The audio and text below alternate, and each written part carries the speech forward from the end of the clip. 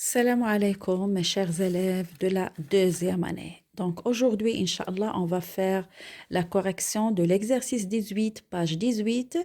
On travaille avec Étincelle, ancienne édition, parce que presque tous les élèves ont acheté l'ancienne édition.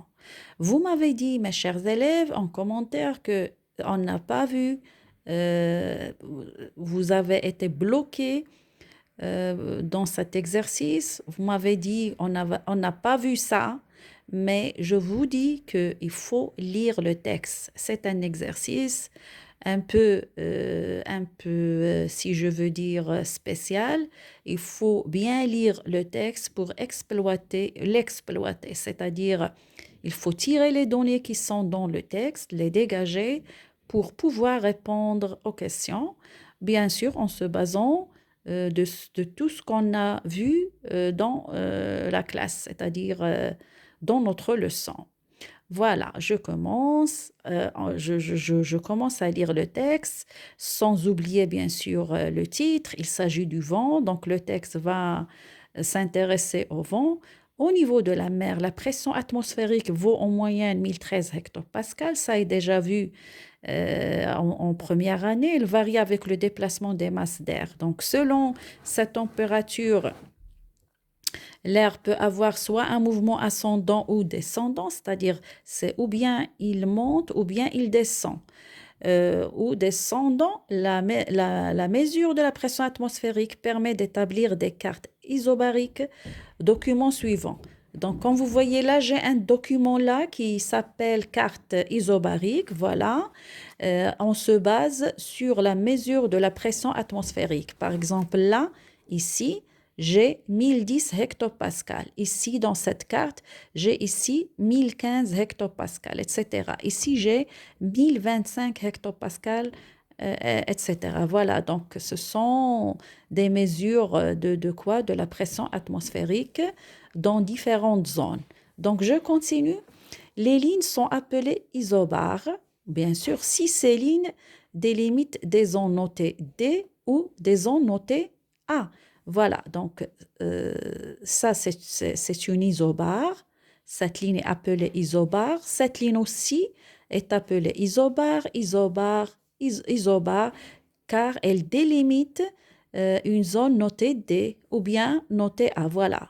Tout ça s'appelle des isobares. À chaque fois que vous voyez le A ou bien le D, donc ces lignes s'appellent des isobares. Voilà, qu'est-ce que c'est que, si vous voulez dire qu'est-ce que c'est qu'une isobare, les isobares sont des lignes reliant les points de même pression atmosphérique. Voilà, donc ici j'ai la même pression atmosphérique, c'est 1010 hectopascales.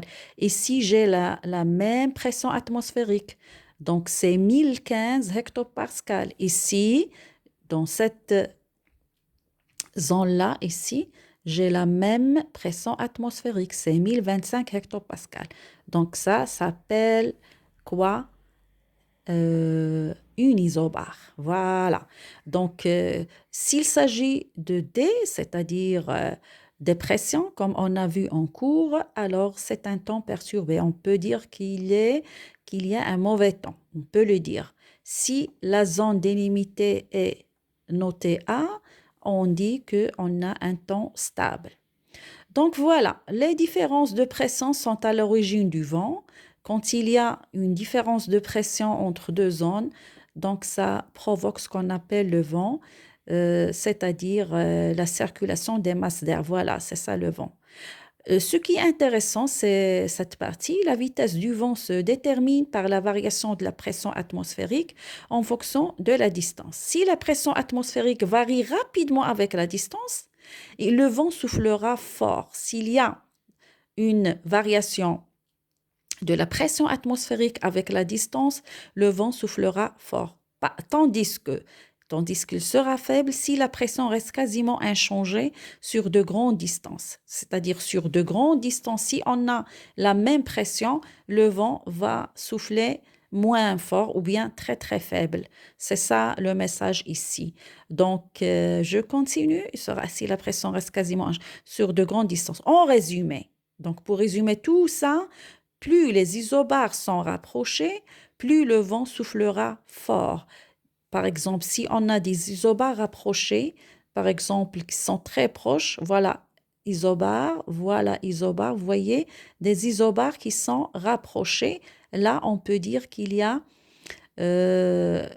va souffler un vent trop fort. Commençons. Donc, parmi l'air chaud et l'air froid, quel est celui qui s'élève et celui qui descend? Qu'est-ce qu'on a vu en classe? L'air chaud s'élève et l'air froid descend. C'est déjà vu. Donc, vous le savez tous.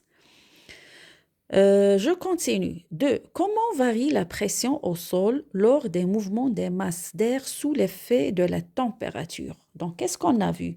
Si la température augmente, donc je vais essayer d'écrire là. Si la température, donc je vais essayer d'écrire ici. Donc, si la température augmente, l'air chaud s'élève.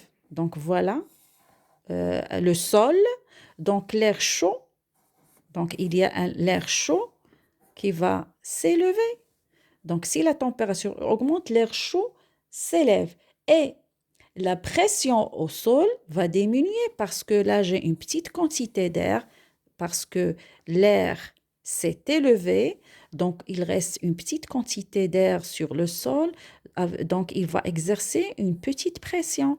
Donc, la pression... si la température augmente, l'air chaud s'élève et la pression au sol va diminuer. Par contre, si je travaille là, si la température diminue, donc l'air froid va descendre, j'aurai là au sol une grande quantité d'air. Une grande quantité d'air, qu'est-ce qu'elle va provoquer ou bien entraîner? Elle va entraîner une élévation de la pression. Donc, si la température diminue, l'air froid descend et la pression au sol augmente.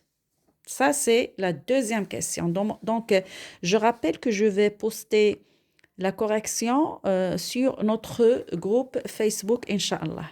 Donc, je continue. La question 3. Qu'est-ce qu'une isobare? Donc, parmi, ou bien, il y a, dans le texte, il y a qu'est-ce qu'une isobare? Les lignes sont appelées isobares. Voilà. C'est quoi isobare? C'est tout simplement, sur une carte météorologique, les isobares sont des lignes reliant des points ou bien les points de même pression atmosphérique, tout simplement. Donc voilà, les lignes sont appelées isobares si ces lignes délimitent des zones notées D ou des zones notées A, tout simplement, ou bien répondre d'une autre façon en disant sur une carte météorologique, les isobares sont des lignes reliant, vous voyez la ligne, reliant les points, ce sont des points, donc de même pression atmosphérique.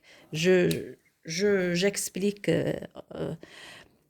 J'explique d'une façon plus simple. Donc, ici un point, ici un point, ici un point.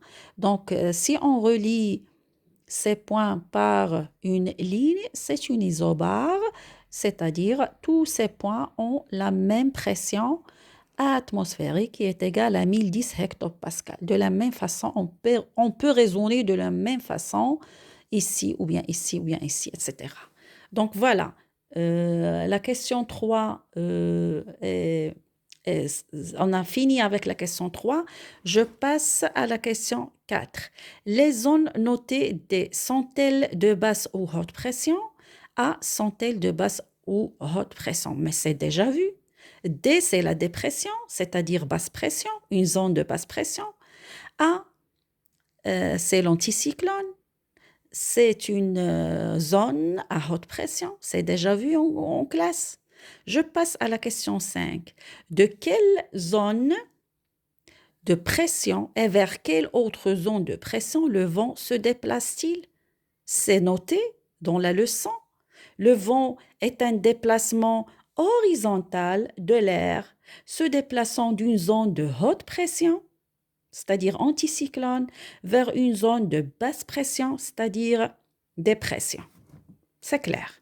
Je passe à la question 6. Pourquoi le vent ne se déplace-t-il pas en ligne droite? Alors là, il fallait faire une petite recherche sur Google et vous allez trouver la réponse suivante.